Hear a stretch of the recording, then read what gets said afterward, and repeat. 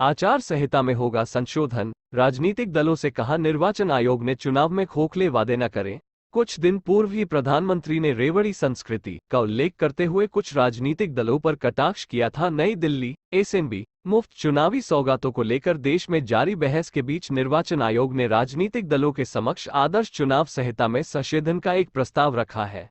आयोग ने इसके तहत चुनावी वादों की वित्तीय व्यवहार्यता के बारे में मतदाताओं को प्रामाणिक जानकारी देने को लेकर राजनीतिक दलों की राय मांगी है।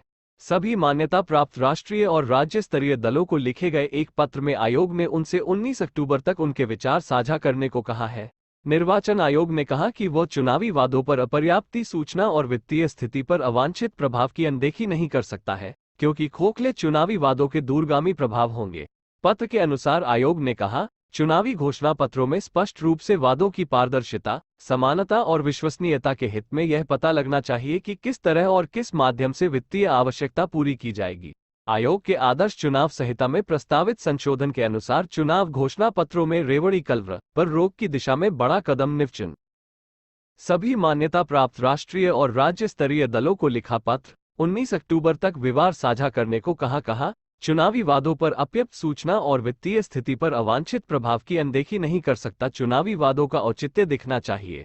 आयोग ने यह पत्र ऐसे समय में लिखा है जब कुछ दिन पूर्व ही प्रधानमंत्री ने रेवड़ी संस्कृति का उल्लेख करते हुए कुछ राजनीतिक दलों पर कटाक्ष किया था।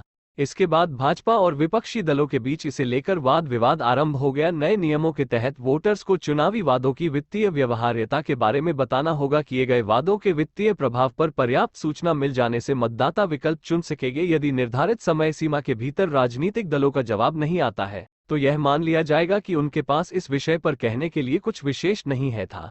राजनीतिक दलों द्वारा किए गए चुनावी वादों की घोषणा संबंधी प्रस्तावित प्रारूप में तथ्यों को तुलना योग्य बनाने वाली जानकारी की प्रकृति में मानकीकरण लाने का प्रयास किया गया है।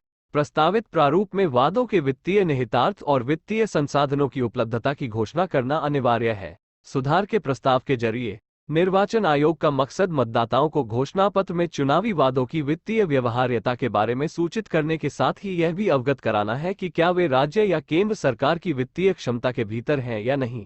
आयोग ने चुनाव घोषणा पत्र में किए गए वादों से जुड़ी वित्तीय आवश्यकता का विवरण देने के लिए राजनीतिक दलों के लिए एक प्रारूप भी प्रस्तावित किया है। उसने कहा है कि यदि निर्धारित समय सीमा के भीतर राजनीतिक दलों का जवाब नहीं आता है, तो यह मान लिया जाएगा कि उनके पास इस विषय पर कहने के लिए कुछ विशेष नहीं है। निर्वाचन आयोग ने यह भी कहा कि किए गए वादों के वित्तीय प्रभाव पर पर्याप्त सूचना मिल जाने से मतदाता विकल्प चुन सकेंगे। आयोग ने कहा कि ज्यादातर राजनीतिक दल चुनावी घोषणाओं का ब्यौरा समय पर उसे उपलब्ध नहीं कराते।